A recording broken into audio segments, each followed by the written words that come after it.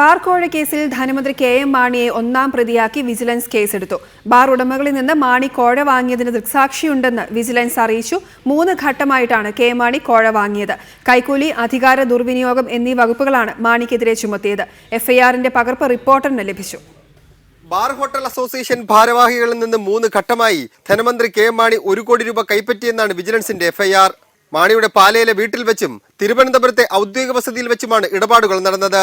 ഇക്കഴിഞ്ഞ ഏപ്രിൽ മാസം 2-ാം തീയതിയാണ് മാണിയുടെ തിരുവനന്തപുരത്തെ ഔദ്യോഗിക വസതിയിൽ വെച്ച് അവസാന ഗഡു പണം കൈമാറിയത്. ഔദ്യോഗിക വസതിയിൽ നടന്ന ഈ ഇടപാടിന് ദൃക്സാക്ഷിയുണ്ടെന്നും ഈ സാക്ഷിമൊഴി നിർണായകമാണെന്നുമാണ് വിജിലൻസിന്റെ എഫ്ഐആറിൽ പറയുന്നത്. മാർച്ച് 20-നും ഏപ്രിൽ 3-നും ഇടയിലുള്ള കാലയളവിലാണ് കോഴപ്പണം മാണി കൈപ്പറ്റിയത്. ബിജു രമേശ് ഉൾപ്പെടെ 4 ബാർ ഉടമകളുടെ മൊഴിയും മാണിക്കെതിരെ കേസെടുക്കുന്നതിന് നിർണായകമായി. 42 ദിവസം നടത്തിയ അന്വേഷണത്തിൽ മാണി പണം വാങ്ങിയതിന്റെ വ്യക്തമായ തെളിവ് ലഭിച്ചതിന്റെ അടിസ്ഥാനത്തിലാണ് വിജിലൻസ് ഇന്ന് രാവിലെ തിരുവനന്തപുരത്തെ വിജിലൻസ് പ്രത്യേക കോടതിയിൽ എഫ്ഐആർ സമർപ്പിച്ചത്.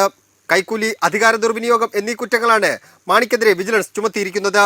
വിജിലൻസിന്റെ പ്രത്യേക അന്വേഷണ സംഘത്തിലെ SP R സുകേശനാണ് അന്വേഷണത്തിന്റെ ചുമതല. കോടതി വിധികളുടെ അടിസ്ഥാനത്തിൽ മാത്രമാണ് ഭരണകർത്താക്കൾക്കെതിരെ വിജിലൻസ് ഇതുവരെ എഫ്ഐആർ രജിസ്റ്റർ ചെയ്തിട്ടുള്ളത്. എന്നാൽ ഇത്തവണ ശക്തമായ തെളിവുകൾ ഉള്ളത് മൂലം കെ.എം. മാണിക്കെതിരെ കേസെടുക്കാൻ വിജിലൻസ് നിർബന്ധിതരാവുകയായിരുന്നു. തിരുവനന്തപുരത്ത് നിന്ന് സേഫ് സൈനുലാബ്ദീൻ, റിപ്പോർട്ടർ.